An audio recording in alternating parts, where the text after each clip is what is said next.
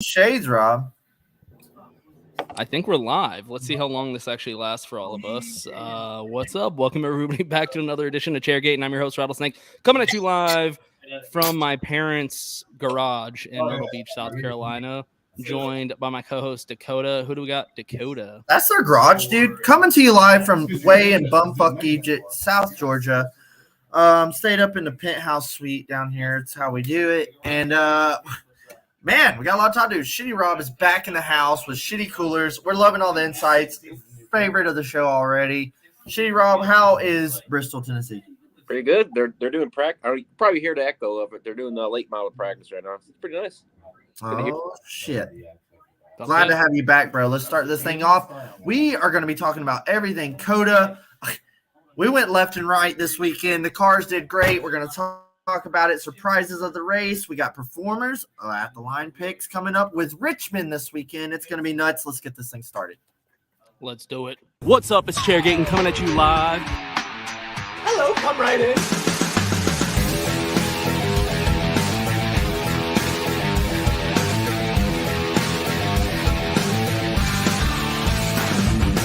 Rock, flag, and eagle.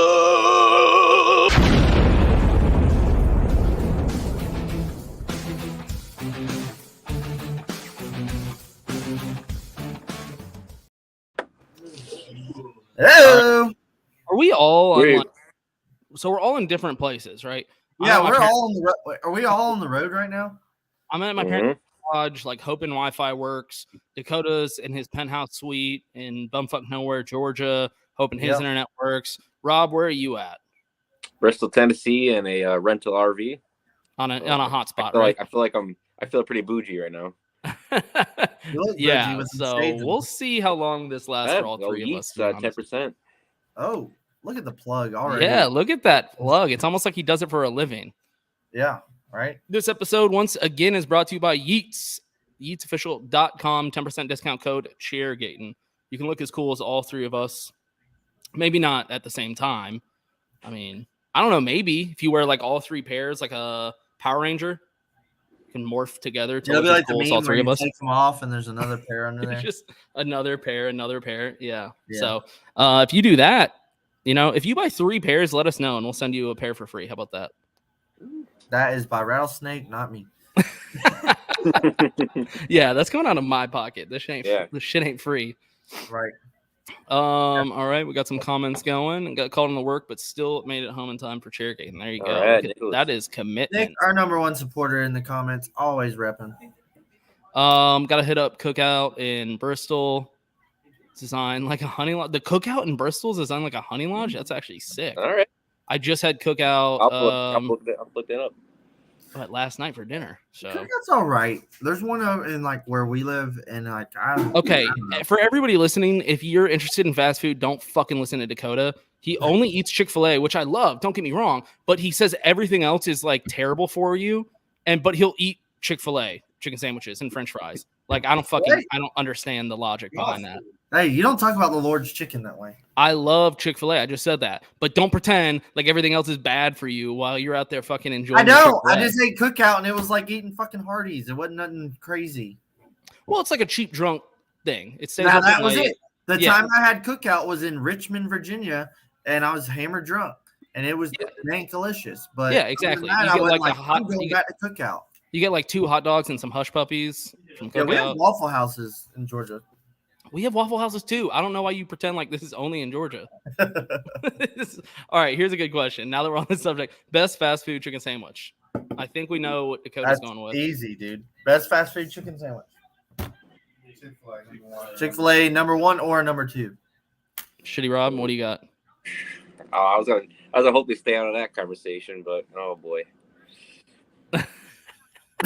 This is the most controversial thing. This is a big deal. Oh man.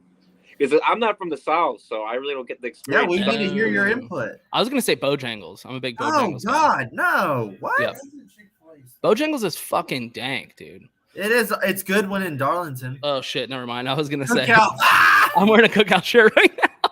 You're going to hell, dude. My God. I didn't even think about that. It's fucking big Southern 500. Guy. Southern 500, man. Chicken. Dude, I can eat Chick-fil-A every day, honestly. Yeah. Yeah. I don't know. Yeah. I mean, Chick-fil-A is pretty good, but I feel it feels like the most like biased answer. Most obvious answer. Yeah. I just feel like anytime I go to Chick-fil-A, I'm never like, it was all right. Every time I go to Chick-fil-A, I'm like, oh, this is so good. Yeah, that's fair. It's always a good experience. Yeah. You know what? If they don't say my pleasure, that pisses me off. Dude, like, we ate at a Chick-fil-A the other week, and there was like 2 old biddies in there, and like they were over it. They were ready to get off or something, and they were like, yeah, here you go. And I was like, excuse you? Like, this is your fucking pleasure. Yeah. Like, I was like, where's all that sweetness everybody hears? And like, I was like offended. Like, how dare her not exactly. Give right You're kind of baffled when they don't say it was their pleasure. It was weird. Like, she was just normal. Like, yeah, here you go. And I was like, well, speaking of chicken sandwiches, what did we think of COTA? Welcome back, You like that? First of all, yeah, I did like that. That was a good transition, wasn't it? Yeah. Welcome back to the show. Rob, welcome back. But man, we missed you. It's been a minute. We went left intern road course. Well, hold racing. on. It's been a minute, but I think the last time I was on, wasn't Rob also on? Yes, I just meant Rob is a guest, and you are normal. Yeah, so like Rob has technically been gone as long as I have because Dakota was joined by another co-host last episode. Red Dog. Yeah, Rob doesn't deserve the disrespect though, like you do. Did you hear anything I've said? I feel like he fucking his internet sucks. Yeah, his internet sucks. Yeah, dude, you keep cutting out. Anyway, Tyler Reddick was on the last episode. If you didn't tune in, I was trying to lay it up for Dakota to talk about, but he, it's going over his head. How was that, Dakota? We haven't even talked really since then. No, it was fucking sick, and I was really butthurt you weren't there, but I handled it. Tyler Reddick jumped on the show, drank a beer with the boys, and it was fucking awesome. Check out the episode if you haven't. It was really the coolest thing. Even Ronnie today at work was like, dude, you know Dakota talked to a NASCAR driver? And I was like, yeah. I was like, Dakota's a big fucking deal, man. Yeah, I'm blowing up, man. It was People cool. need to recognize. I literally, because I was already like, yeah, I like Tyler Reddick. He's cool. But just that whole thing now, like watching the race, I was like, come on, Reddick, go.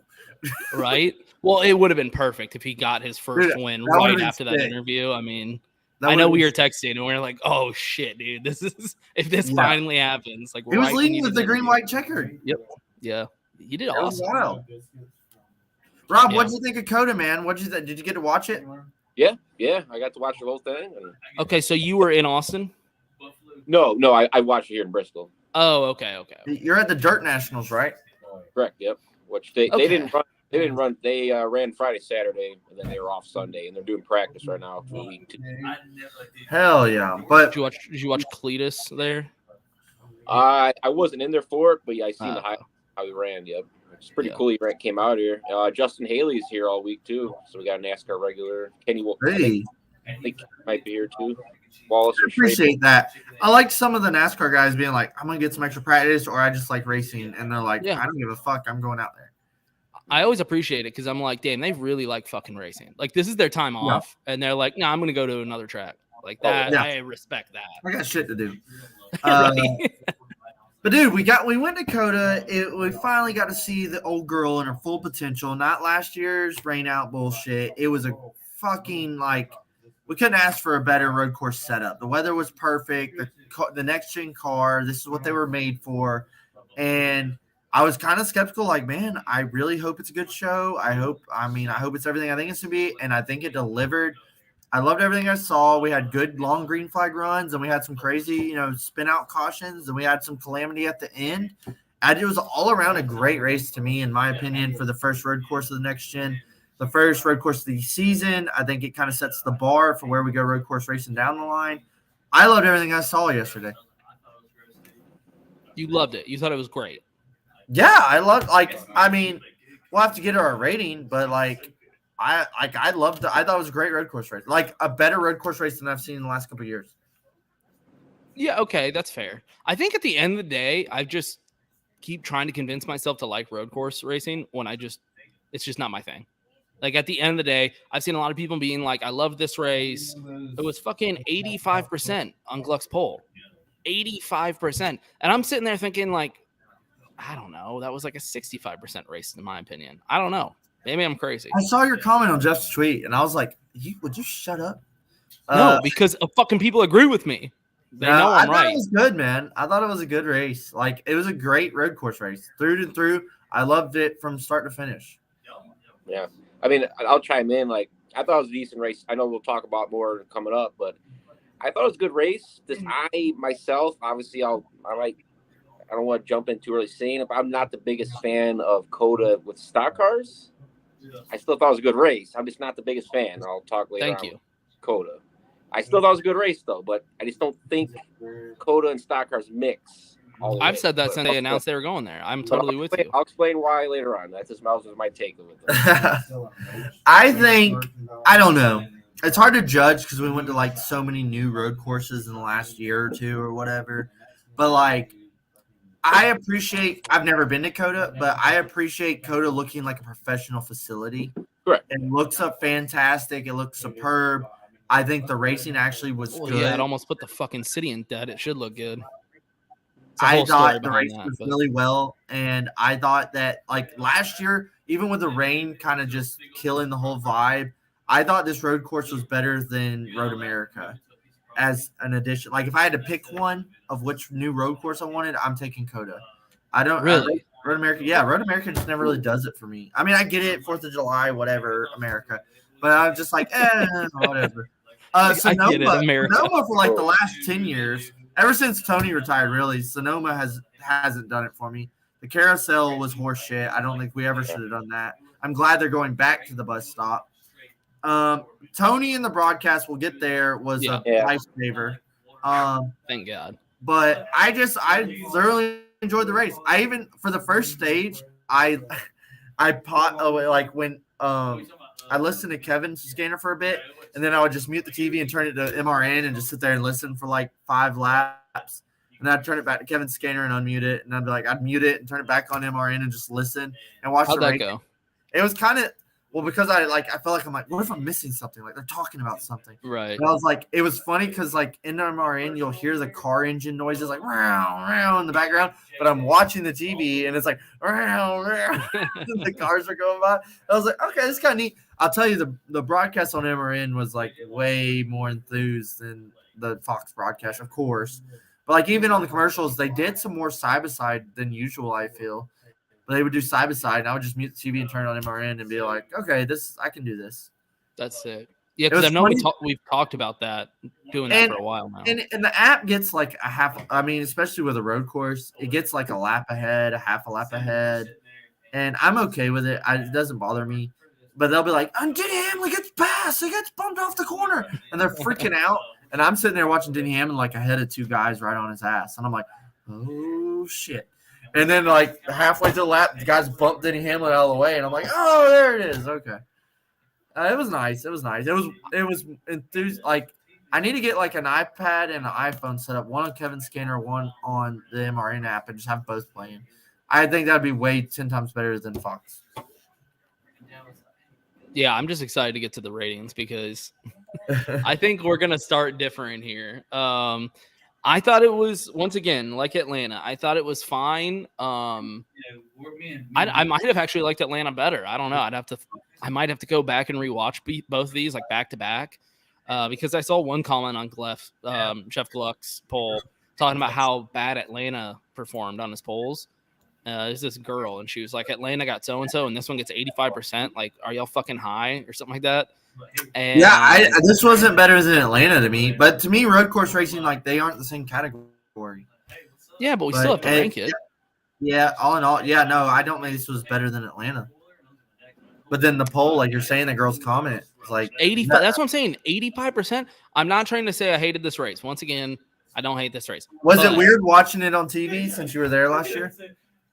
I mean, it's much better to watch it on TV for a road course, just because like I was on turn 1, which is a pretty good spot. Like if you like sit on the grass because it's up on the hill, so you can see it. Which is one thing. Last year, I feel like there was a giant crowd right there, and then this year, I never even saw that. Yeah, you mentioned how good the crowd was, and I was going to bring this up. I think it went down from last year. Yeah, because that whole grass area was packed full, even when it was pouring rain. Yeah. And last year there was, or this year, it didn't look like there was as many. I mean, the stands looked pretty full, but just based off that grassy knoll off turn 1, I was like, I don't know, man. That looks like it's decreased a little bit, especially when you compare that photo of F1, this last F1 race that was in Austin. Have y'all seen that one where the whole and it's like turn 1 is just it's just insane. And that's like a notorious spot for like people staying there. Like that's open access, right? Yeah, it's open. Yeah. You can just get like general ticket. You don't have to get a seat, and then you can bring in a chair and set up there.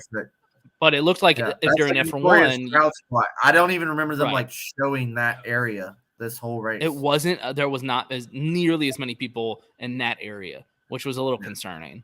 Yeah, it is what it is. I think thoroughly. I think I can't remember where I heard it on Jeff Gluck's podcast. Was I think freaking what's his name said it was like I'll take this race over a Texas Motor Speedway race any day. I mean, yeah, it's different. Like, so I guess I like that. Like we took this race. We've got this race to give up a Texas race. I'm like, I will take that. I gladly enjoyed this more than watching New Texas. Yeah, that's true. Like two races at Texas Motor Speedway. You give up one of them for this. Yeah, that's a fair trade. Yep. Yeah. I would agree. Still just not a huge road course guy, I think, at the end of the day. Yeah, I mean, this is the anti-road course podcast, I think. Anti-Bubba, anti-road course, anti-number. But I just didn't think COTA was made for stock cars. That was my only take. Well, okay, why don't you get into it, Rob? Let's hear why COTA doesn't work well with the stock cars that we have. Well, it's hard to explain why. I mean, obviously the cautions made it tough too. My God! Which I think you can agree on the Rattlesnake. That was those cautions were a big buzzkill just due to the length. But they were like 20 minutes apiece. Yeah. And it was like, dude, like the cautions kind of like ruined it for me. I think that was a major reason. It was a buzzkill. It was a buzzkill. It just I remember I was watching it here actually, and Samantha and her friend, my wife, they're like out in the pool, and I'm supposed to get in with them. I'll be out there in a minute. Yeah, I'm like, oh, okay, there's only like 10 laps left or whatever. And then like 30 minutes later, like, how many laps? I'm like, still 10. What the fuck is going on? That was getting on my nerves. With Luna. Luna wanted to go outside, and I was like, in a minute, the race is almost over. And then like an hour later, she's like, are we going outside? And I was like, in a minute, it's almost over. And then Nathan, of course, is like, that race was just as long as all the other races. And I was like, look, I didn't time the fucking race. I just know watching it, I watched a lot more caution laps than I normally do. I don't care how long it was. I just know that race could have been a whole nother hour, but if it was no cautions, I would have liked it. You know what I mean? That track's so big, I feel like even the quickie cautions, a car spin out or a car stalled, like one lap caution, it's 3 miles. Like, hey, re-rack them on the back stretch, and when they come back around and drop the green, they would do like 2 or 3 laps of caution, which was like 20 minutes. I mean, I'm just saying things to tweak. Maybe I assume they're going to go back here, and maybe future road course races at other tracks is just like, we got to just be better and quicker with like, hey, re-rack it, get it ready, let's go back green.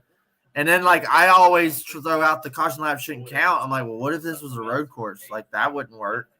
I don't know, man. They got to do something better about the cleanup crews. And I know they're figuring out the new cars, but it was like a lot of people had problems with one of the last cautions with Joe Logano, Kurt Busch, and Kyle Larson spin off the rocks. But they slung rocks and dirt and all kinds of shit all over the track. So imagine if the leaders came back through there on the green and just, like, all blew right front tires into the wall. Like, it would have been a shit show. So I get the yellow, but it's like there was a lot of times. And even worse when they weren't throwing the caution. Well, people were throwing out the like, can we have local yellows? And NASCAR's all like, hey, no, we're not doing that. Like that, we can't have safety crews and cars running at the same time. We don't do that. I don't know if that's like a gray area or something we could work on, but maybe if we had like pull off areas, like I don't know how the track really works there, but like, what if like when them cars broke down, a safety car could come and like push them into like a little cutoff inside inside the interior of the track, and then just push them back to the garage or something. Yeah, because if they already got passed by most of the field, it's going to take a long fucking time for those cars to come back around to where they were. Well, the only thing I should noticed be enough though, time to push him was off. a couple guys here had problems and came back for top 10, top 5s. Eric Jones and Christopher Bell had steering issues. He was done. I was like, wow, glad I didn't bet on him today. Came back for a third. And I was like, what the fuck? How did he get back up there? Yeah. Eric Jones was stopped, pulled out a whole caution. It was like, I was like, oh, he's done. Glad I didn't bet on him. He was like 9th. I was like, how the fuck did these guys get back up there after having those big problems? Well, and one guy I was hoping would get back up there that never did was Suarez. His power steering went out though. Dude, yeah, I heard his power steering went out, and that had to be hell at COTA. Yeah. A stage 1 winner, Trackhouse in the house. Speaking of which, Daniel Suarez led every lap of the first stage. I think he started second, automatically showing speed. He was fast all weekend. I think, and then he gets pit strategy. He wins the first stage, gets back there in 20th, gets dumped, and kind of just never returned since. He had power steering issues.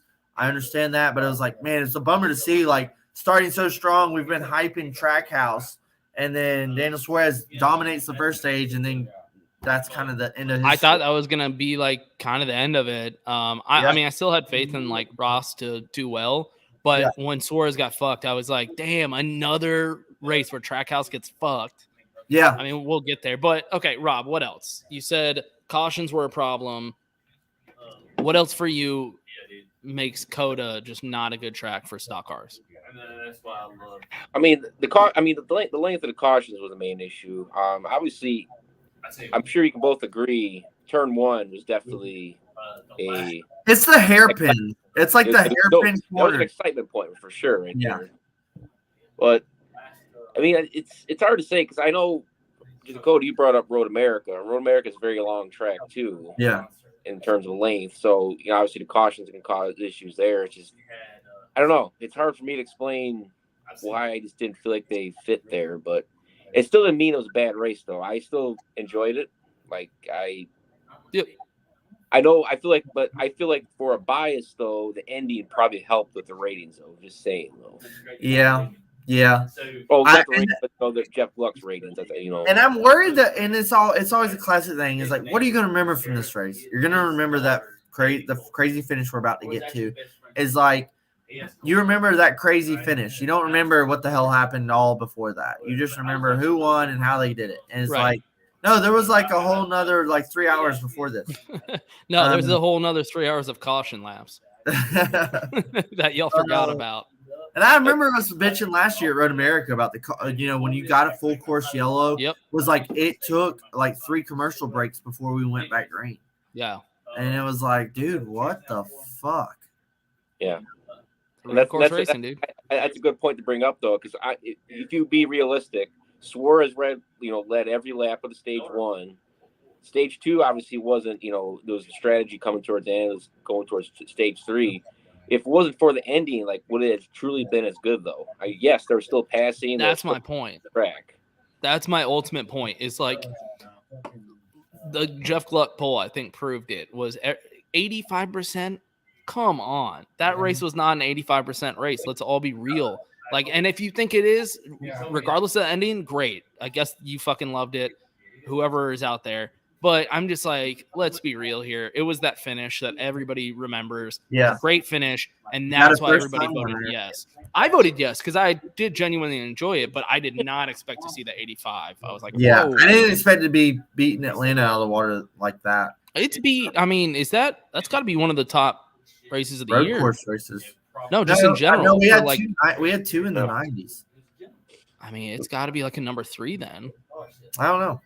Either way, it's definitely up there is the point. And I just and it's a road course race. I think not a lot of road course races have really ranked super high in Jeff Gluck's poll. And it's funny that I always love too is like we always talk about Jeff's poll, but like it is like a renowned, if you're in the NASCAR community, like you base your weekly thoughts on Jeff's poll. On what it really has just become like a Twitter poll thing he made up 6 years ago. Yep. And it's just, did you like it? Yes or no? And that's it. Yeah. And it's super. And I love the simplicity. I know he's talked about changing it, and he was like, fuck it. Like, we're gonna keep it. And it's very biased on who the does. winner is as well. That's one thing I always hate. That's like if anything happens with Chase Elliott, you have to take that into account for the like ratings for that race. Yeah, they're impacted heavily. Right. But then we got to see the next gen. It was built for road course racing. We talked about it last week. Was like this was the debut of these cars on track. I think in this weather with this track like layout, we don't see as good a racing as we saw with last year's car. We didn't really get to see it, but these cars to me put on a way better show than we would have seen in the old program. These cars to me they look like they turned way better. They took a beating way better. I saw tons of times dudes like, I mean, they kind of got in this gray area with this rule of hopping curbs with like 4 tires, 2 tires, whatever. They kind of like discussed it, but didn't bring it up during the race or whatever. There was the Chase Briscoe penalty late where AJ like they bump and Chase Briscoe goes through the median and like skids his tires or whatever, and like literally they were talking about like, hey, you got to make a pass through, and I was like, dude, that's bullshit. Like, come on, like, what was he supposed to do right there? Just wreck the field? Like, he got hit off through the median, but then NASCAR waived it. I was kind of surprised by that because I thought they were still going to post this penalty. But it was cool seeing these cars go through the curbs, turning like they were on some of the apexes. I don't think we see this kind of racing in the old car. I just all around liked it. I think we worked out some kinks, growing pains of this car. I heard a lot of shifting problems, a lot of steering problems. Maybe second half of the year with road courses, we don't see these, but hell, some guys had problems and came back to strive from them. Yeah. Well, we want to talk about guys with problems. Did you ever read anything about what happened with Bubba? God dang it. I did. Yeah, his freaking lug nut never got tightened on the pit road. Yeah, I know that, but in terms of the penalty. No, I never heard about it because they were all like, "Oh, if you lose vacation, lug nut, you lose your crew chief for 6 weeks." Yep, and they were like, "Oh, get ready for vacation." Like they were just hyping it up. I haven't heard a lick since. Yeah, he's definitely going to get that. He'll definitely get the suspension, but it's either going to be 4 to 6 weeks for sure. Okay. Yeah, I haven't heard anything about it. I was just wondering because they really were. I mean, it sucks for him. Like it's not his fault, but I remember on Kevin's radio, Timmy was like, "We got a wheel on the backstretch. There's going to be a caution. Like there's going to be a caution." And then literally, he's like, "Caution's out, Kevin." And then literally, Fox goes and there's just a wheel rolling across. Yep. And then there's just like Bubba laying there on the fucking side of the median. And I was like, "Oh, it must be Bubba's wheel."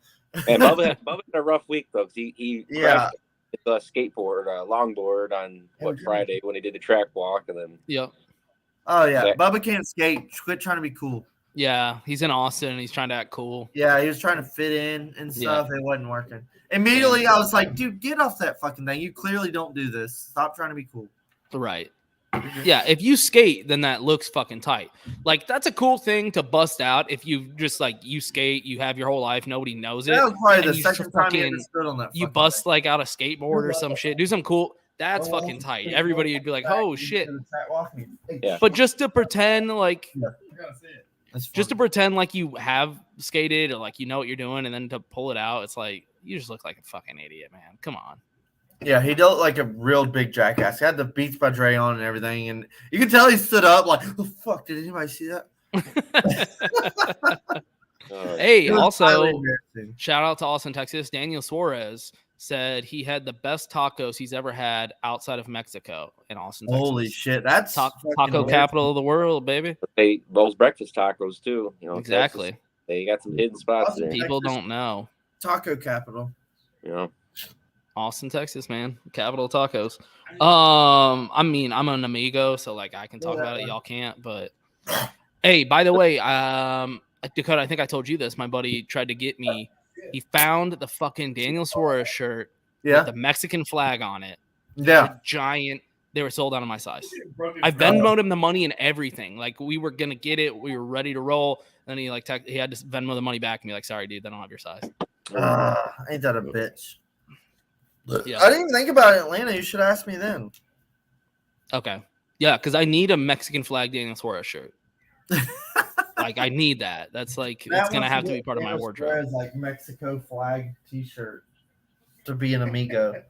I want to be an amigo, Holmes. All right. So anyway, dude. So speaking of Dan Suarez, Trackhouse been knocking on the door for like the last 4 weeks, and they have arrived, gentlemen. Trackhouse is here. They're not fucking around. Ross Chastain gets his first dub in a climactic finish. And, I mean, Dan Suarez dominates the first stage. I think Ross Chastain grabs the torch from there and dominates the rest of the race, kind of. Ross Chastain gets his first dub, smashes the watermelon, and I mean, I kind of called it last week in the episode. I don't know if y'all saw the takes, but all the ones that you posted on Twitter, yeah, I saw. Oh, yeah. So Ross Chastain, the little road course ringer, man, he gets it done. Trackhouse gets their first win. I think I was more excited for Trackhouse than I was Ross. Yeah, like I like agree. Ross. I've kind of talked about him being in my shadows of guys, but like I was more excited for like Trackhouse just doing the damn thing. He goes, what, 3 or a third, a second, and a first? Ross is on fucking fire right now. Like, it would have been cool if he was with Penske or something. We would have been like, oh, first win. But the fact that he's on Trackhouse, a brand new team that nobody fucking knew what was going to happen. I think they only didn't get Kurt because they couldn't like get him because Kurt was already planning on leaving. Yeah. And so I have a feeling that Trackhouse was like, fuck it, he's the only guy left. And look at them now. Look at what they're doing now, dude. They're tearing it up. I've always thought Ross can drive. Ross is a wheel man. Ross can drive. He just needed that right ride, right sponsor. I don't know if Trackhouse was it, but clearly it was. Clearly. But like last year when Trackhouse racing with Suarez, I was like, oh, well, good for Suarez. He's not like homeless. He's got a ride at least. Whatever. But then, like, Bristol Dirty showed some signs of life. Suarez has grown on me a lot. I think Suarez had his best season last year, and I think he's doubling that this year, having his best season yet.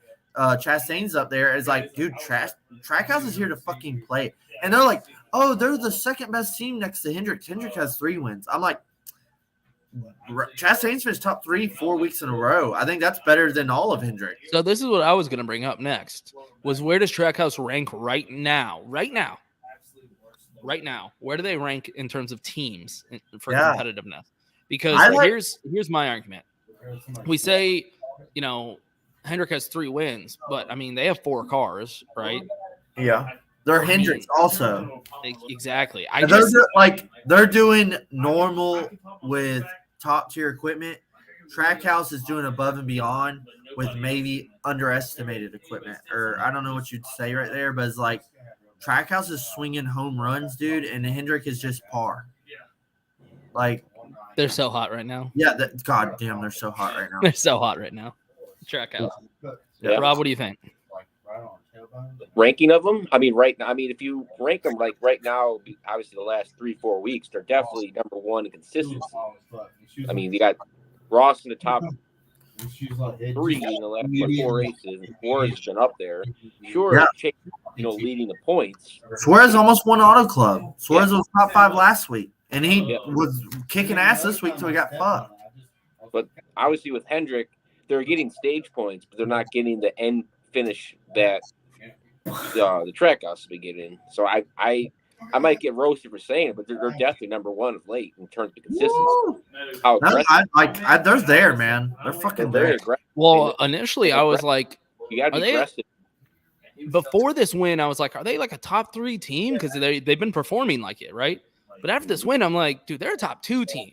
Now I'm having to think, is it them or Hendrick? Because I was always like, are they right around there with like Penske and Hendrick and all this? But now I'm like, fuck it. I would say Stuart Haas. Stuart Haas is the other one. That's what Briscoe and Almirola. Dude, Briscoe is looking fucking. So those were the 3 teams that I had kind of in my head. It was like Hendrick, Penske, and then Stuart Haas. And then I was like, okay, Trackhouse is probably underneath them. But now I'm like, shit, dude, Trackhouse is fucking. No, like they're fucking booming right now, dude. Yeah. They're swinging on all cylinders. They look great. Like Hendricks is just Hendricks. So like Trackhouse, I'm like that. It's that meme where it's like he's holding the hand with his girl, and that's Hendrick, but he's looking back, and it's like fucking Trackhouse. Oh, yep. That's the meme there, dude. Somebody needs to make that. Like, and then that guy is just us. Yeah, we need to make that meme like right now. We do. Yeah.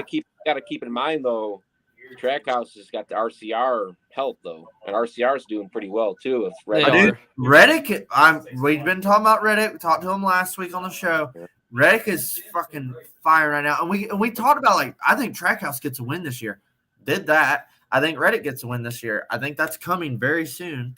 Yeah. I mean, I don't know, man. I think both teams are going to get multiple wins this year. Yeah. Just the way that it looks like both teams have been performing, it seems like they should both get multiple wins. If they don't, I think it's just kind of bad luck up for those teams because the way that both teams have performed with all four drivers, I've seen good things out of all four of them where I'm like, they should probably have multiple wins this year as a team. Maybe not each driver, but so obviously I'm here. You got Bristol, and there's a lot of NASCAR fans here. This might be a very hot take, but one of the vendors here thinks RCR will make the Final Four. Ooh, hot take, Ryan Newman-esque. Yeah, I'd love to see Reddick get up there. What Reddick be a top 4 guy?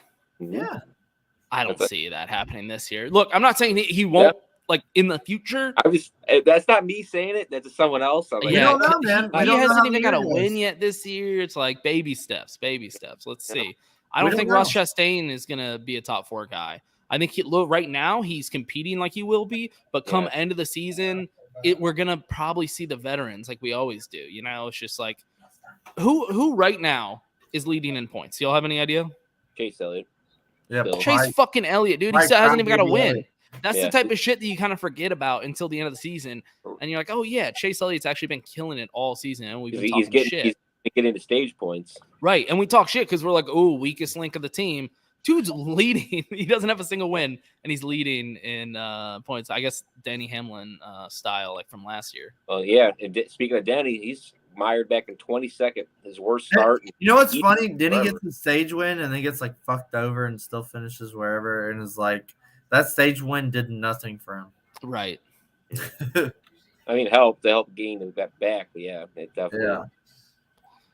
I need Reddick to go to Trackhouse. I think Reddick leads the tier front on RCR and is like. I was going to say, I don't see why he would. I mean, they already have like a partnership with RCR and Trackhouse. They might as well just keep doing their thing. I think Reddick is like RCR's golden boy for like the next couple of years.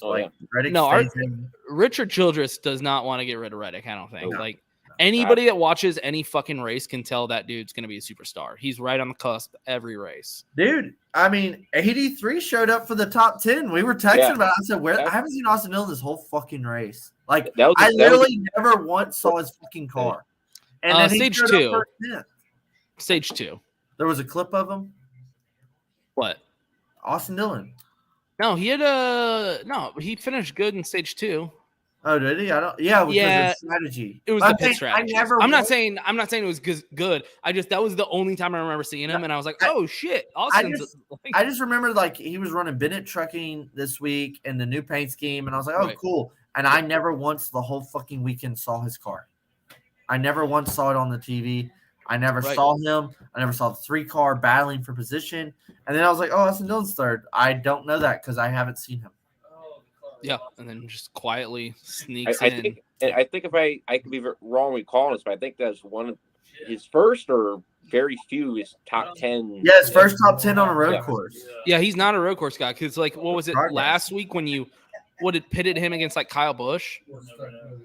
I think you pitted him against Kyle Busch because Kyle took him out. Speaking of Kyle Busch got spun, or he spun out on his own and then got spun twice on the last lap. Well, I was going to say we were all wrong because we all picked Kyle Busch. And I even told you, I was like, I'm an Austin Dillon fan. I don't pick Austin Dillon on a fucking road course. That's not what he does. We were all wrong. He actually did finish better. So, yeah. But dude, Ross gets his first win. What do we think about the AJ Ross contact? I want to hear Rob's opinion first. Yeah, Rob, what do you got? I'll tell you right now. At first I was not a fan of it, but today I've been drinking. I reanalyzed the whole deal. You go back to yesterday. Ross dominated the race in the 92. Dominated. Now, I can't say, I can guarantee you right now and tell you for sure 100% that DGM car was DGM equipment. Trackhouse did not help out at all. That was pure DGM equipment. Dominated, ran the race, was winning, gets taken out by Castle, a Colleague car. Now you fast forward to Sunday, dominates the race after Suarez has his issues, dominates, gets hit by Allmendinger, like another Colleague car. In his mind, it's like, I lost yesterday because of getting taken out by a Colleague car. I'm gonna go in there, balls to the wall, at the hot take, and knock him out. he got knocked out by a Kaulig car. He knocks the Kaulig car to the win. In my opinion, it balanced out because Kaulig won yesterday or Saturday because of knocking Chastain out, and Sunday he wins knocking him out. And obviously, you look at Bowman, he was upset with what would happen because he got knocked out, but he knocked out Kyle and Friesen to win. Give Zane Smith the win. So my opinion was there was definitely a lot of like bad takes of saying like that was dirty, but he got bumped out of the way Saturday, so that was just kind of his payback. Here we got Nick's take on it. He says, I think of it like a fight. You hit someone, you better make it count. However, once you hit someone, you've given the permission to retaliate. That's a great Nick, point. I totally agree. If you're gonna hit somebody sorry, Dakota. Oh, well, I was just saying Rob went into some very dark, deep depths there. I'm saying, look, freaking AJ goes in there, gives the bump and run to Ross. Bowman's there kind of just like, oh, shit. And that's a good Ross that was Bowman. His hate on his shoulders and dumps the fuck out of AJ. To me, all is fair in love and war, and AJ opened the door wide open when he first gave Ross the bump and run. Right then and there, everything is on and everything is acceptable. It's the very end of the race. It's not like we have 3 laps to go. Ross has never won a race ever, so that's even more stipulation.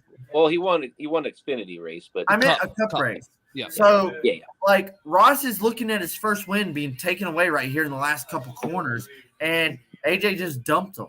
So right there is like, no, sir. And how many times is he gonna get second? Also, yeah. Can you imagine? You just another second place finish. You'd be like, fuck, dude. I think Ross sends him, but I don't think he really meant for him to hit Bowman and spin out. I think he just meant to send him off in the corner.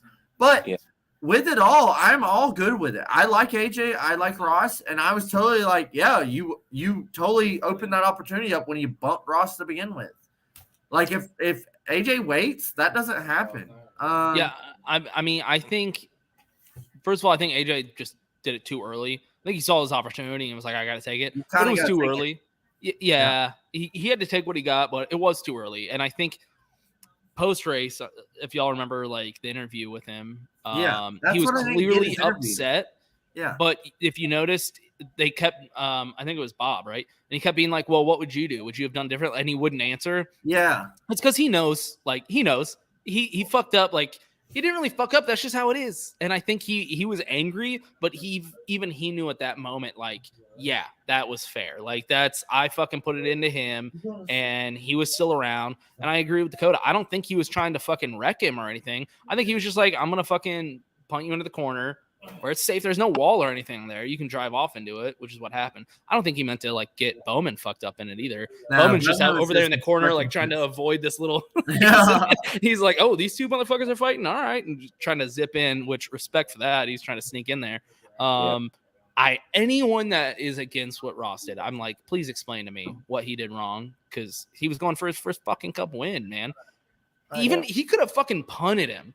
And I still would have been like, he went for his first cup win. Well, that was the thing. AJ's like, he's got to look himself in the mirror. I'm like, yeah. Who are you to say any of that? Up, I was like, all right, Michael Jackson, calm down. Fuck up. Yeah. I was like, dude, shut up, AJ. I like AJ, but I was like, what are you talking about?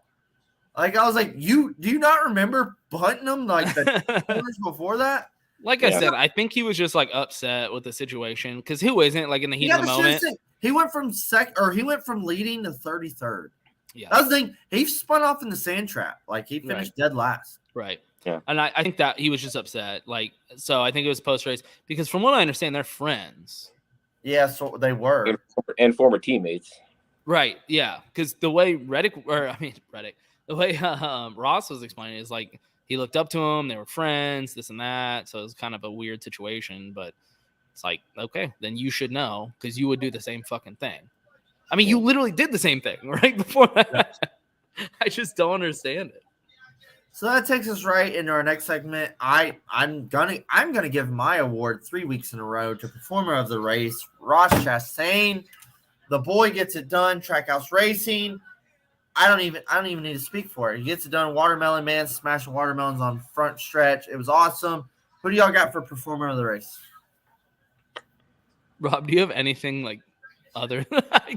I don't know what else to say. It's hard not. It's hard not to give the performer race not to. I would say I think I've given to him the last 3 races. Really not like he.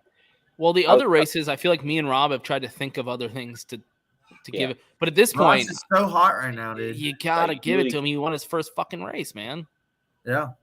And he earned it. I'm liking it. I'm liking everything. He earned it. He bullied his way past that fucking line. He was like, no, y'all are not going to push me around anymore. I will not be denied. I loved the balls that he had to do that. He was like, no, you're not going to fucking push me, and I'll just take second or third and be happy with it. Like, I'm going to fucking give it back to you. So imagine AJ takes, like, the bump and run and goes on and just, like, wins the race. And then we're like, Ross, another second. Like, and nobody would be mad at AJ. Would be like, that's just racing, dude. Like, he was getting a little aggressive.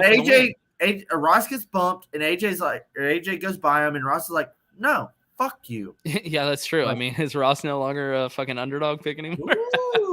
He can't be an underdog pick anymore. Honestly, at this point, he's gotten like what, third, second, Ross second, has first. Emerged, boy.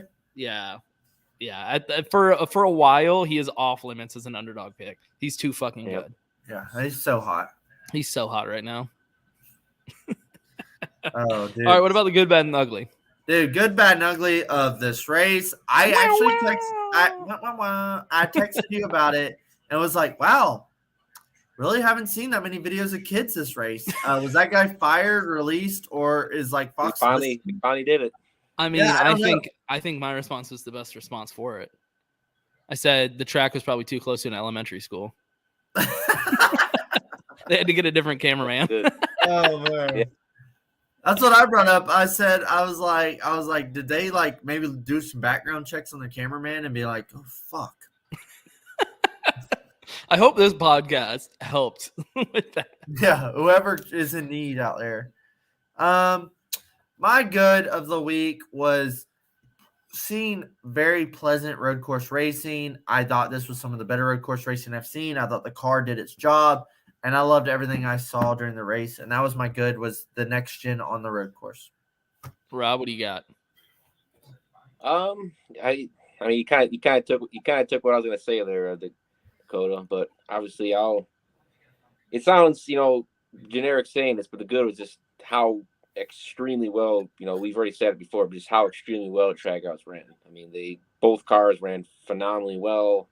Obviously, it came down to a part issue, but Ross's car, like, because I was watching with some other people here, I kept saying, like, Ross is just, he is beyond faster than anyone else. He's in another zip code. Like, he just was able to pull away, So I'm happy for Trackhouse. Like, that's the thing. He's been fast on like 4 different kinds of racetracks.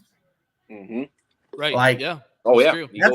That's not a fluke or got lucky. Like road course, little speedway. Phoenix. And he hasn't gotten lucky with anything. He's like driven his way up to the front every fucking time. What if we see Ross click off like 4 or 5 wins? He becomes next Kyle Larson.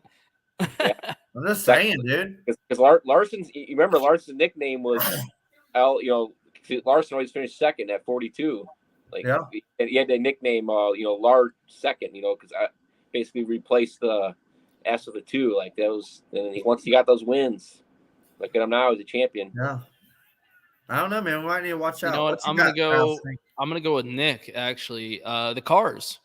Yep. Although I am not a road course guy, I agree with what Dakota said at the beginning of the show. I just think with these cars, this race was still much better than it would have been. I think once again, we have seen these cars perform very well. Before these cars came out, everybody was like, oh, they're built for road course racing.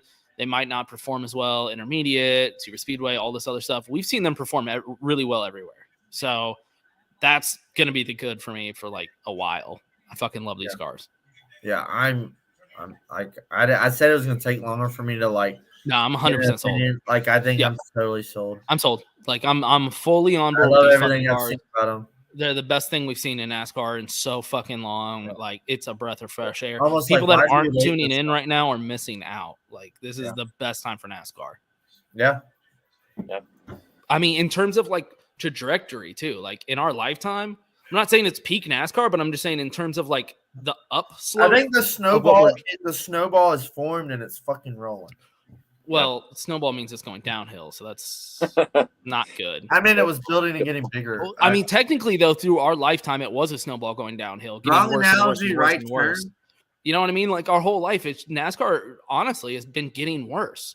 Like there's little things like this that's like, okay, that's pretty good. I think we plugged the leak in the dam. Exactly. Now we're finally like building back up, and it feels really good to be a All NASCAR my fan fucking again. friends at work are wanting to go to NASCAR races. It feels good to be a NASCAR fan again. Finally.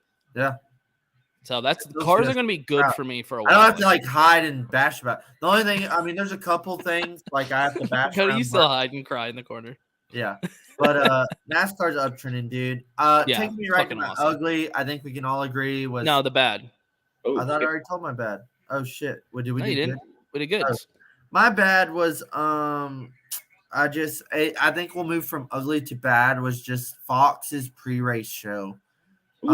I don't know if you got to watch pre-race, but it was fucking like just as so horrendous cringy as always. It was cringy and weird and awkward. And you texted me and you're like, is this cringy watching all the Austin stuff? I was did. like, I mean, I miss Austin, but yeah, this is cringy as fuck. It's just like I saw multiple random tweets of like people being like, this is so fucking bad. Yeah. Like just like this is terrible. Not even the broadcast. I think Tony Stewart saved the broadcast. Like he made it fun. That could have been a good. He made it good. Tony Stewart should have been the good. Tony Stewart was good in the broadcast booth. I like that. But I watched the pre-race and I was literally like, why'd I watch this shit? This pre-race is fucking. I don't know why you keep watching them. Because I just find myself. Felicia works Sundays. I know. I watch them too. I don't know. Me and Luna are dicking around the house, and I'm like, "Well, pre-race is on." I know. I do the same fucking thing every week. We're like, "Let's stop watching it," and every week I turn it on for an hour ahead of time, and I'm like, right. "God damn it, let's go outside." How quickly can I play a round of golf? That's what you're googling when pre-race comes on. Rob, what do you got? What are we on right now? Bad. We're on bad. It's hard to say because I'm, because obviously I'm having to use my, iPhone to do this. I'm looking at the computer. Obviously, I wasn't sure to classify it for the bad or ugly because this doesn't, kind of compare or correlate to the race performance, but obviously just what happened with Keselowski racing. I mean, I know he still got the top 20 finish though, but it's just the way the week went with losing all the points. Because I don't know if that was ever brought up or not. No, we never brought that. Well, brought up a little bit with Tyler Reddick, but like we brought it. They just dug themselves a fucking crater. Yeah, obviously it was a good thing. At least got 14th out of it, but still he did not run well at all during the race. No, he was non-existent. Mm-hmm. I just think like he's gonna have to capitalize on those speedway like races and capitalize on like when they have some speed at certain races we've seen is like he's gonna have to double time jump on those moments. Yeah, which means maybe wrecking 3/4 of the field instead of half. I don't know what it takes. Yeah. So usually I say I reserve the ugly for Fox broadcasts. That's like the cemented ugly, but I'm going to switch Fox to bad. That's what I did. Because Tony Stewart helped save it. Yeah. And there is something worse about this race. So I'm going to save the last one for ugly. Yeah, Fox bad instead of ugly because it actually it gets better when fucking somebody's actually good in the booth, like Tony Stewart. Yeah. When I saw him in the booth, I was like, oh, thank God. Oh, yeah. Even my wife was like, oh, Tony thank Stewart's God. Coming in for COTA. I was like, oh, okay. I finally get to watch this. I put it on and fucking Snake Wife is even like, oh, thank God. It's not like Danica. It's Tony this time. I'm like, I know, right? Like that makes the race so much better. I love hearing his commentary. So it went from ugly to bad because of Tony Stewart. So good job, Fox. And no children. I guess that's. Yep. Hey, I didn't see it. I think I saw somebody say they saw one once. I didn't see one once, but yeah, maybe it was. There was one shot where these two kids were running up a hill, but that was the only one I saw. Okay. Oh Lord, wasn't as bad. But one shot's fine. Like that's At every sporting event, you get like 2 shots of kids, and that's normal. It's when, whoever the fuck they have this whole season's behind the camera. Hopefully they looked into it. All right, Dakota, what's the ugly? The ugly was, I feel like the third stage was 3 times longer than the first 2 stages, all because of caution laps. We talked about it earlier. We got to figure out some sort of algorithm to get these caution laps over with and back to racing during the end of these races at the road courses. A lot of people talk about like, no, don't do stages at road courses. I'm like, no, that to me like discredits the the goodness of racing throughout the season, of being like the parity of them all being the same. It's like, you can't just sit here and do like, we're gonna do stage races at these races but not these races. It's like, no, I think we need stage racing at road courses, but there's got to be some better way about the caution laps. Like the caution laps, I shouldn't be able to like go piss, go make a meal, go get some more beer, go grocery shopping, walk the Play dog, around the golf. and play around the golf, and come back, and y'all still haven't gone green. Like, Yeah. It shouldn't take an hour to get the like final 3 laps in. I don't know. And you know what? Thing, it was a buzzkill to the race. And you know what, Dakota? I think that's something we probably should have talked about in this episode, but it would have lasted another hour. Right. Because I'm actually against you. I think cautions are bad for road course racing. And I'm not a road course guy. I just think it kind of ruins the race. But we probably don't have enough time to fucking dive into that. I agree with it, but I just don't want to see like I see what you mean, like the consistency throughout the season of like stage 1 and stage 2 has to count for something. And I've seen people be like, oh, just don't throw caution, just count the stages. It's like, yeah, but that does change the strategy for a stage. Well, like, and that too is I'm all for long green runs, but if we did that, then we're gonna see like this thing really get strung out. And I mean, as all okay as that I am, is like some of these long green runs are just fans are gonna get like unenthused. Some of these new fans are gonna be like, this is boring. I do think I would be okay with the stages if they can figure out how to shorten cautions first. Like, that's the biggest. Shorten the cautions and you have me sold. Right. All right, Rob, what's your ugly? Ugly. I feel like I maybe should have said sort of bad, but I did definitely ugly. The limits, the penalties for going to have the 4 tires off the limits.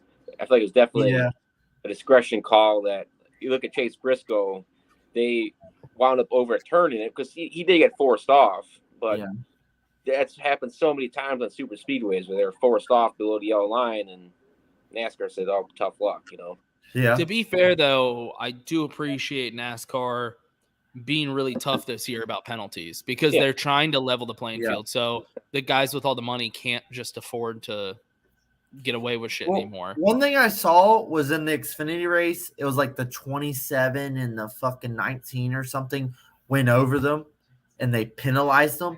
And then in the very same lap behind them, like the 9 and the 7 did this, they went over them more and they didn't get a penalty. Like there was a picture like same fucking lap. And like I just saw it somewhere in a tweet, and it was like some of the like just the random cars got penalized hardcore, like had to do a pass through, but like some of the bigger names they went over the line even more and didn't get a penalty at all in the same fucking lap. Well, I remember when they first brought up like these harsh penalties that they were going to be doing this season, my first comment was like, that's great, but they have to be consistent. Consistency is the most important thing if you're going to be a harsh and just like punishment. that with the yellow line rule is like it's NASCAR's discretion, and it's like that's vague. Like no, if you're going to be harsh, wiggle room. If you're going to be harsh with your punishments, consistency is the name of the game. I don't care who the fuck it is. Exactly. Yep. Like, that's fine if you want to be harsh. Just you have to be consistent. It's a tough thing to take on. That's why when they said that, I was like, ooh, this might end badly because if they're not consistent, people will lose it. Yeah. People are going to catch them on their bullshit. All right. Well, obviously, my ugly is also cautions. If that I didn't make that clear throughout the whole fucking episode. All right. Let's give this race a rating. Oh, Rob, you're up first.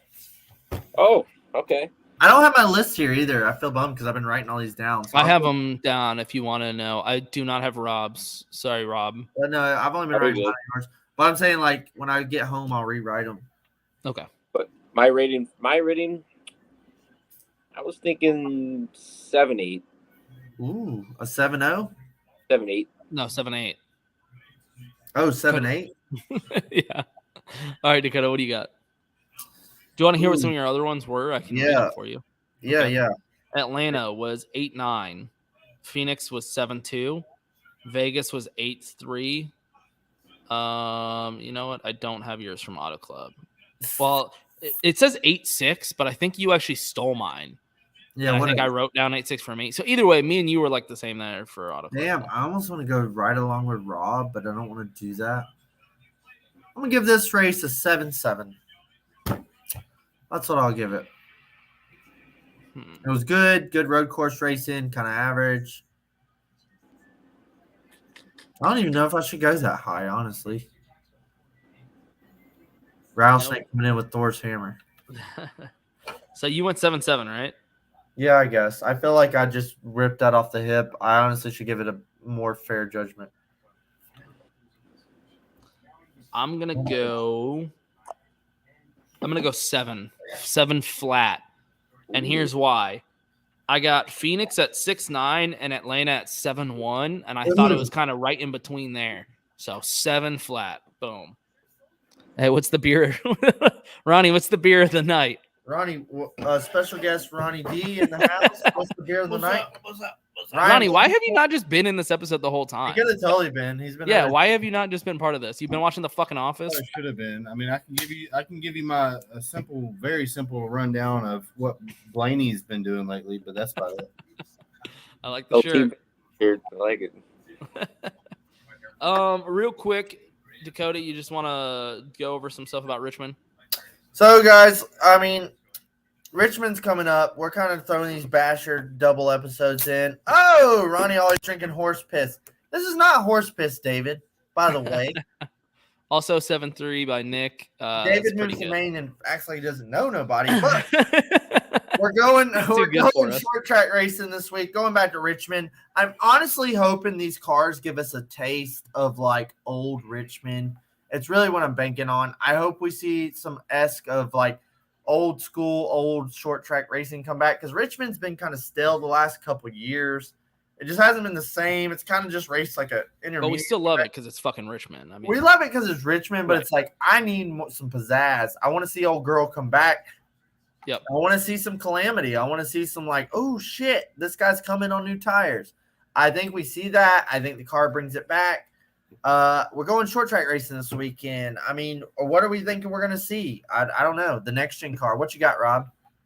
I'm hoping with how the side force on the car, I'm hoping they're going to be, having a little less down. I'm hoping they slide around and kind of race like you said, the old school Easter race. I'm hoping, but we'll see. I mean, they're harder to handle, so they might be slipping and sliding around there on Sunday. I miss old night race Richmond races. I don't know who the fuck their guy is, where they started saying like, hey, let's do day Richmond races, but bring Richmond night back. This is a Sundays for NASCAR shirt. Ask your mom if I'm the best. Shout out Sundays for NASCAR. You can find their shirt over there. But after you get off of Chairgatin's link in the Instagram, after you buy a couple of our shirts, you can go buy one of their shirts. But they're good guys though. They make cool they're shirts. fun boys. I don't think we've made a plug too for Yeats, have we? Yeah, we did at the beginning of the show, but we can do another right now. Again, this episode brought to you by Yeats, yeatsofficial.com, 10% off Chairgatin. Get it. Yeah, 10% off in your discount. Shipping code Yeats Official. Check them out. You can look as cool as Rob and his freshies. I think he's got the newest pair in the bunch. We're going to get Ronnie hooked up. He's still just. Yeah, what's up, man? Man, I'm stuck on Costa, but you know what? He's got them expensive Costas. We need to get Ronnie a pair. Ronnie, I don't blame you. I blame Dakota. Don't worry about it. That's always on Dakota. I've been wondering when I'm gonna get them, but what? Ronnie the American flag pair. Dakota, don't make me send Ronnie a pair and you not. I'm just saying that's gonna look bad because I will send him a pair. Ronnie's bougie. Don't let him fool you. Man. Ronnie's bougie. I don't care. I'll still send him a pair. Yeah, we could. Actually, Ronnie would rock the Ray-Ban pair. All right. After the show him a couple. I'll fucking I'll order them. You just pick out a pair. My boy. Go Cougs. Go Cougs. Go Cougs. We almost did it. We almost made it to the Final Four again. Almost. All right. You want to do at the line picks real quick, Dakota? You want me to do some picks or do let's do some at the line. I love that. I got some picks coming up right quick. Ooh, here's a good one. All right. We're gonna run right to at line. I know we're running late. It's getting late on the East Coast, but we're gonna do our at the line picks. Our first round is gonna be Trackhouse Racing coming off their first win. Who you got, Ross Chastain or Daniel Suarez? Ooh. Rob, what do you think? Ross Chastain for sure. Absolutely. Oh, you're doubting Daniel Suarez now, huh? No, I just Ross is a very aggressive driver, and you got to be aggressive at Richmond. I mean, also, didn't he get a top 10 finish last year here? Like the last race here? I think he did. Yeah. Okay, I'm gonna get Ross then. Yeah. No, I just remembered that he did really well. That Ross is so hot right now, dude. He's so hot right now. Oh man. All right. That's true. I am an amigo. You know what? Fuck it. I'll go Suarez. I can't turn my back on my vato. Orale, Holmes. I'm an amigo. Can't turn my back on my homes. Oh man. All right, here's another good one. A guy that's just been kind of like having some good runs. Technically, look, all right, we're gonna back this up a little bit. Christopher Bell was like second at Atlanta before he was penalized with the white line. He finishes third at Road America. Are we picking Christopher Bell or Kyle Busch? Christopher Bell. That was gonna be my pick to win the race. Ooh. I just don't think Kyle Busch has been kind of plagued lately. Kyle Busch has been like having some bad luck, some shitty streaks. Like shit's not going well for him. Doesn't Christopher Bell have like 2 top 5s here the last 2 races? I don't know, something like that. Christopher Bell's really fucking good at Richmond. He's gonna be my pick to win. Well, Kyle Busch also has like fucking 4 Richmond wins. Yeah. But I'm talking the last 2 races. I'm pretty sure Christopher Bell has 2 top 5 finishes at Richmond. The last 2 times we've been at Richmond. All right, what do y'all got? I was thinking Kyle Busch. Y'all give him Kyle Busch? Ooh, boy. Look at that. Wrong. Ooh. All right, here's a good one in the mix. Just mixing up middle tier guys that can win here, guys that have won here. I'm taking Kurt Busch in the 45 to rebound or Joey Logano in the 22. Yeah, Rob, what do you think? That's a toughie. Joey Logano, for sure. Yeah, Joey's good here. I think Joey's good here, and I think Kurt's kind of still finding his way with the 45. I think Kurt will still get top 10, but I think Joey's just. I see Kurt rolling off a 12th or like a 6th or 5th. He's been getting up there late.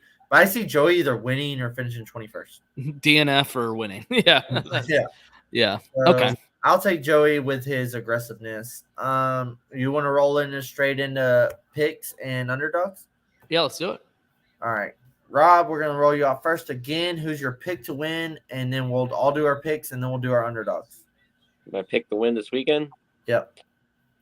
I'll be hated for saying this, but I'm thinking old KB. I mean, I'll make Dakota, or I'll make Kyle Busch gets it going. You think? This podcast doesn't hate Kyle Busch like we used to. So no, Kyle's growing on us. Ronnie still hates Kyle Busch. Yeah, that's right. We don't hate him like we used to. Yeah, I think get it done. Ooh. Underdog. Tough to say, because I know with this next gen, it's hard to say who's an underdog anymore. Right? That's a good point, dude. Underdog picks might have to go out the window now. Yeah, we might just have to pick winners. Just who's the shittiest driver you can think of that'll finish the best? Yeah. That's kind of how it is. I don't know. It's hard to say for underdog. That's my reason. I don't know. I mean, all right, throw a name out and I'll tell you if it counts. Well. Almirola is not an underdog, but I just think Almirola was still he's good and he's flat. You know what? I'll accept Almirola. I'll allow it. Yep. All right. My pick to win the race, I think, is a clutch pick, and I think it's a guy who's been popping off some short track wins. I'm picking Martin Truex Jr. to be your winner here at Richmond. He's kind of fucking went off at these races lately. He's kind of been out of the radar Like, I don't even think they talked about him at COTA, and he finished like 7th, Right. 6th or 7th. This is a track that he can definitely win. I think this is a track he could get a win. I think Martin Truex Jr. gets the win here. Maybe playing some old school strategy of like last year. He's still good at short tracks. I think Martin Truex gets one. And my underdog pick, guy that seems to like fucking pull out cautions and the car's on fire and then come back and get top 10s. I'm going Eric Jones in the 43. Hell yeah. I think Eric Jones is a solid underdog pick. He's been rallying off speed out of his ass somehow. Then the 43 car actually gets a win this year. That'd be fucking sick. I'd love to see the 43 back in victory. Yeah, I'd be okay. I'm okay with it. And Eric Especially Jones, with Eric Jones. Eric Jones, like, fuck Gibbs, fuck all y'all. I can still do this. That would be sick. I would love that to be the comeback story for Eric Jones. My pick to win is Seabell. Y'all do not take him seriously enough at this track. He's very underrated, dude. He's in the last 2 races, I just looked it up. He said, let's fucking here. The last 2 races that we were at, he finished 3rd and 4th. The last 2 times we were at this fucking track. That's insane. This is going to be where he gets it done. Underdog pick, Austin Dillon. Wow. He's really good here. I was going to say the last 2 races here, 11th and 10th. Dude is always like right playoffs, there. What was it, last year or the year before where he like almost fucking won it? Yeah, that was the year before. Yeah. Remember, like, where's his speed coming from? So there you go. Those are my picks. I appreciate it, man. We're going Richmond racing this weekend. We went road course racing. I think the next 3 races are short tracks, including Bristol Dirt, if you want to call it one. We're going Richmond, Martinsville, Bristol Dirt. Insane. That's crazy. Yes. That's a crazy lineup. Buckle the beat. What? And after that's Dega, dude. If you're a NASCAR fan, this is the time of year to be watching fucking racing because the next like 6 tracks are fucking sick. And I'm ready to see how these cars do. Richmond, I hope it's good. I hope old girl comes back. I mean, that's gonna be going. I think it should be a night race, but we'll see how it goes. I hope Fox doesn't fucking fumble their feet anymore. Chackenhouse might be a breath of fresh air. We'll see how that goes. Let's go racing this weekend. Rob, any plugs? Even though you're like part of the podcast now. Yeah, you're just the third member. You're just kind of you're like the third co-host now. It doesn't really count, but what do you got? Same old, same old. I appreciate Yeats hooking me up. You know, I wear these everywhere I go, and obviously shitty coolers, making me be where I'm at, and that's about it. I just appreciate being here, and I feel like I'm a third guest at this rate, but if you guys want to kick me out after third to go, I care less. But no, you have an open invitation whenever you want it, as long as you give me a cooler. He's like our at-track reporter. My only fair warning is I've been drinking all day, so I'm pretty little buzzed. But we want it that way. If you're like sober, we don't want you on the show. That's it. You can join the show sober, but you can't leave it sober. How about that? Yeah. I think that's a fair rule. Yeah. Ronnie, thanks for stopping in. Hey, cheers, guys. Hell yeah. All right. Well, we will. What do you think, Dakota? Next week? Probably not have another one this week. Yeah, I'm like super stupid fucking busy this week. Yeah, same. Unless another cup driver randomly decides they want to talk to Dakota. Yeah, in case somebody wants to talk to you, you can bring a cup driver. Hey, Kyle Busch, you want to talk to Dakota also? There you go. Hey, we like that other guy. All right. Thanks for tuning in, y'all. See y'all next week. Peace.